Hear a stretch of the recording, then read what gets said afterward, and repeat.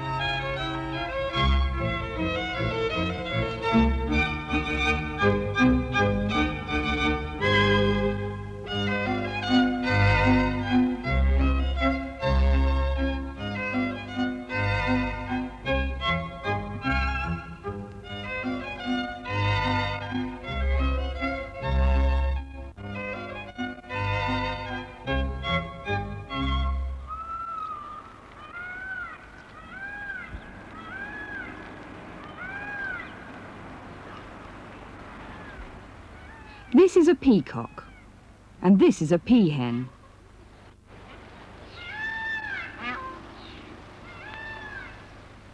The male peacock uses its magnificent display of feathers and its courtship dance to attract a female peahen.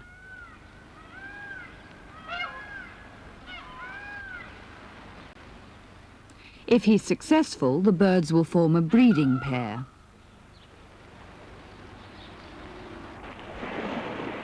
An albatross spends most of the year wandering above the oceans of the world, but at breeding time it flies south to the Antarctic. Here the young adult birds compete to find a mate and set up their own breeding area or territory, where they carry out a strange courtship display.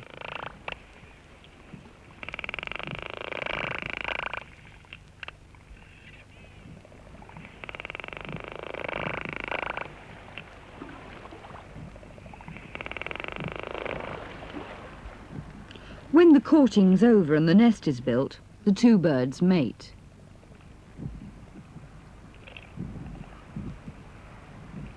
It may take a few years before a young albatross finds a mate, but when it does, they pair up for life.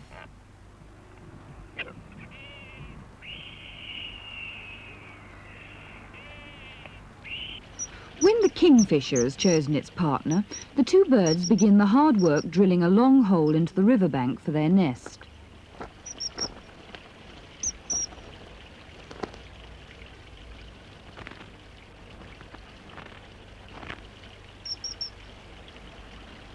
When the nest is complete, the male kingfisher courts the female by giving her a fish.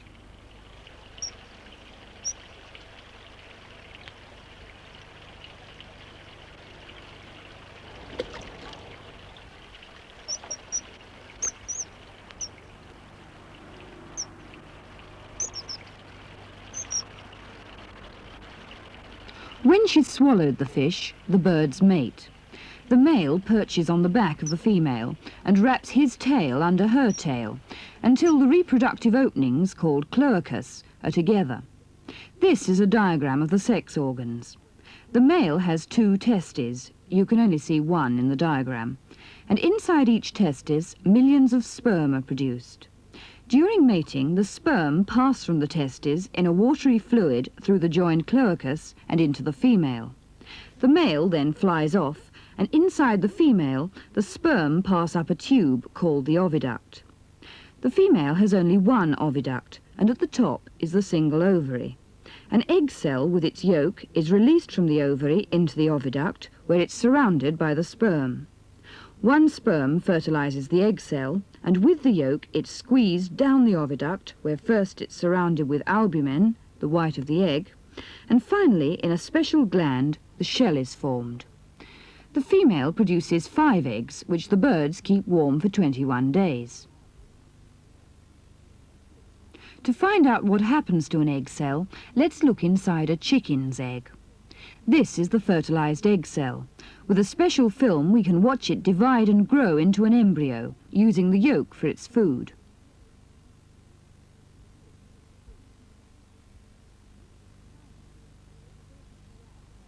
This is the size of the embryo 33 hours after the egg is laid. At the next stage, we can see the heart beating in the developing chick.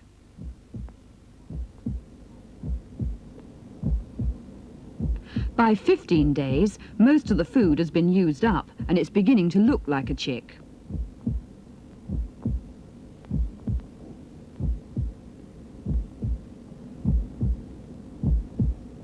"21 days after laying, and the chick is ready to hatch out. This can take more than an hour.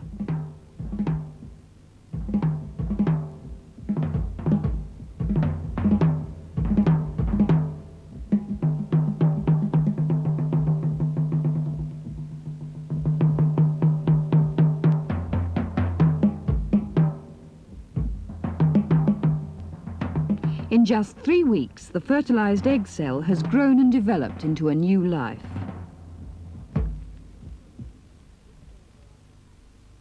But the job of the parents isn't over after hatching. The young kingfishers, which have hatched out after 21 days, have to be fed.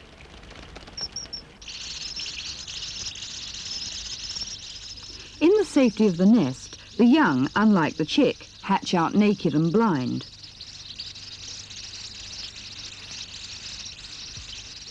They have enormous appetites and their parents are kept very busy. Soon their eyes are open and their feathers, like their appetites, have grown.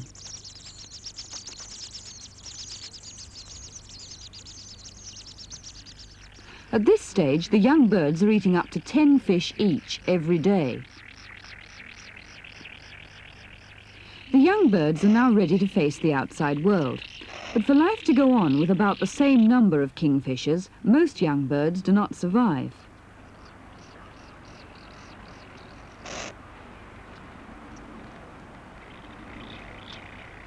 Those that do survive will have to learn to fend for themselves in a world where they can't even rely on their own relatives.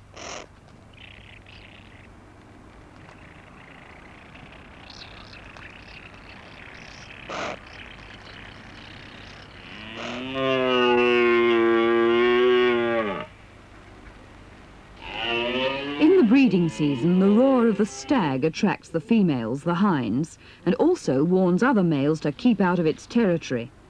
Each stag tries to gather together a group of hinds, and if it's strong enough to defend them, it'll eventually mate with all of them.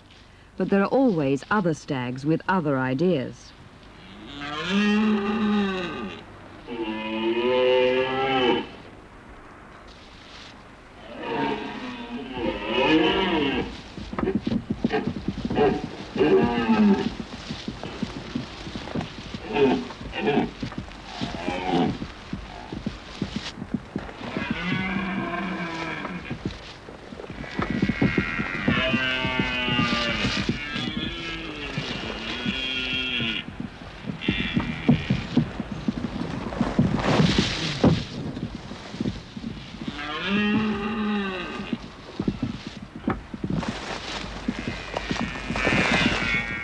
This time the challenger's driven off and the stronger stag keeps the hinds.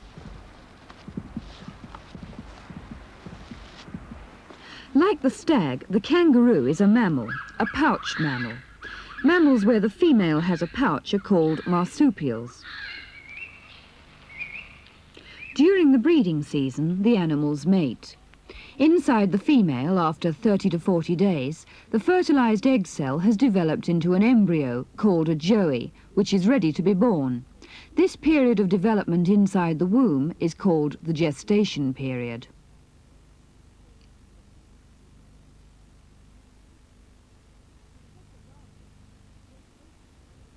For such a large animal, the gestation period is very short.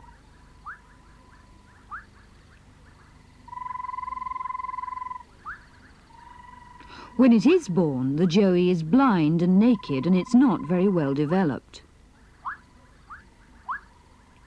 It has front legs, which it uses to climb through the fur, and a good sense of smell, which guides it to the pouch.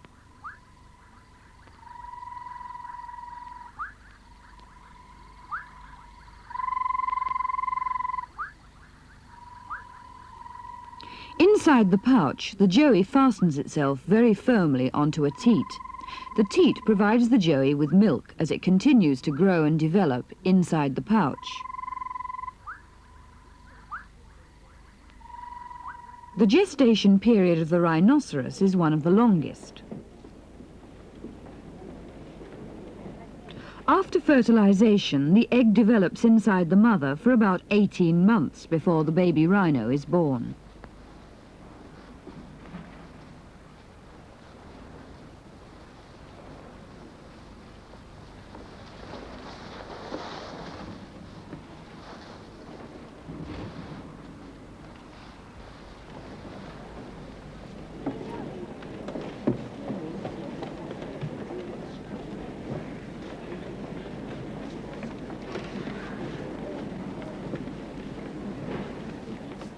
Depending on the breed of dog, the gestation period varies from 2 to 3 months.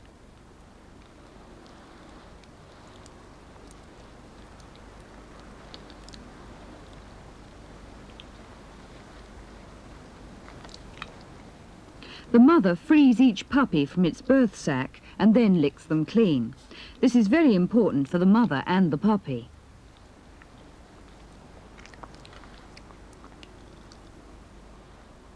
Like all newborn mammals, the puppies feed on their mother's milk.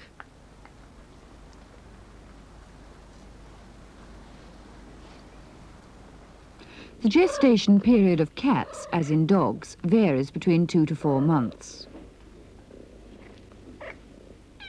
These are baby baboons. The gestation period inside the mother is 6 to 7 months.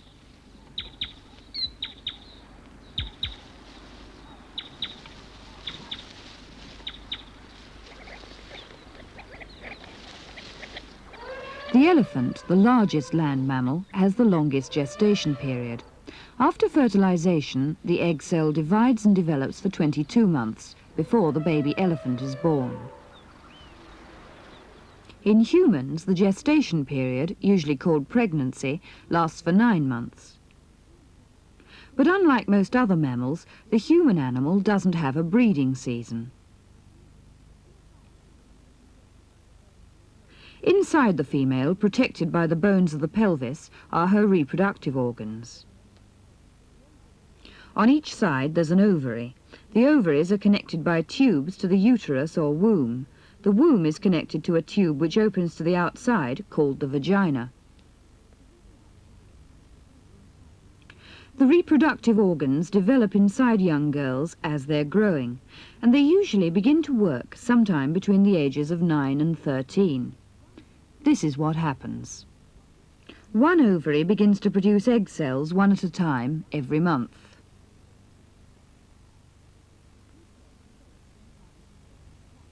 Each egg develops inside a protective capsule, which gets bigger and bigger until it bursts, and the egg cell's able to pass into the tube which leads to the womb.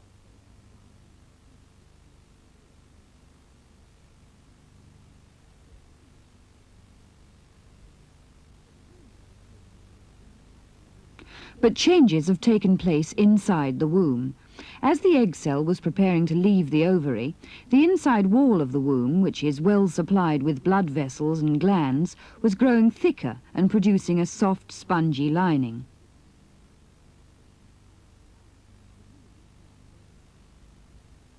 The womb is now ready.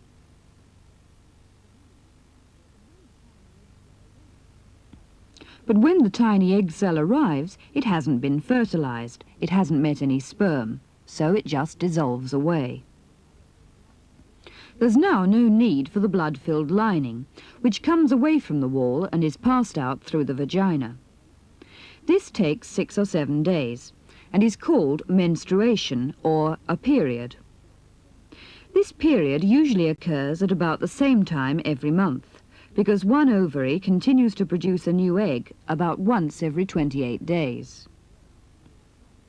As another egg begins to leave the ovary, a new, soft, spongy, blood-filled lining begins to grow in the womb. Again, the egg cell hasn't been fertilized, so it just dissolves away. Once again, the lining of the womb comes away from the wall and passes out through the vagina. The menstrual period is repeated month by month, so long as the egg cell is not fertilized.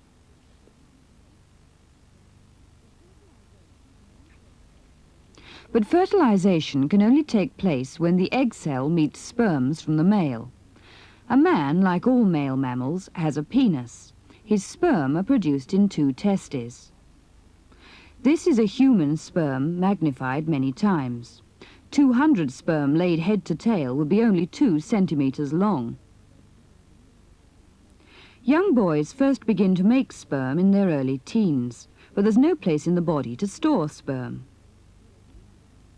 So occasionally, and during the night, the sperm are released through the penis in a slippery fluid. If fertilization of the egg cell is to take place, sperm from the male must be passed into the female through the vagina. During mating, the penis becomes stiff and swollen with blood, and it's then put into the vagina. Sperm from the testes pass along in a fluid through the penis and into the vagina. The penis is then withdrawn. The sperm now pass into the uterus and along the tubes, where if they meet an egg cell, fertilization may take place.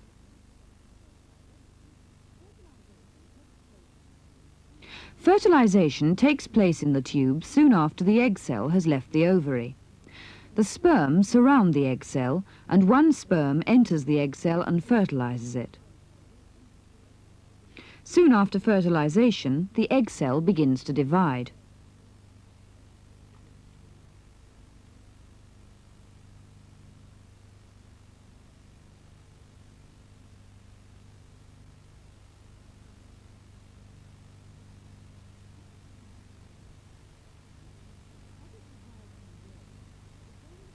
As it divides and grows, the ball of cells slowly makes its way down the tube to the womb.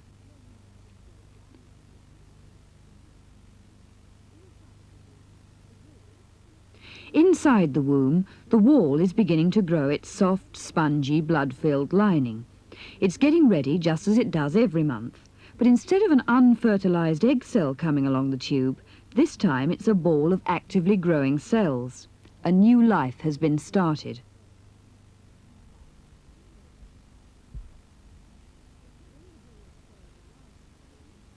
When the ball of cells arrives in the womb, it's already 10 days old, and it's still dividing and growing. But the growing ball of cells, now called an embryo, needs food and protection, and that is what the lining of the womb is for. Slowly, the embryo sinks into the soft protective lining, where it will grow and develop for the next 9 months.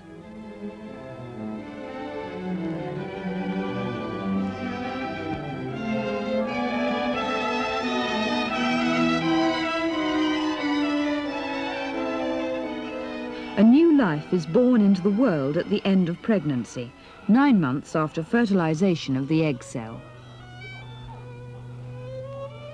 Thousands of babies are born every year. When they grow up, they'll produce babies of their own. And so life goes on.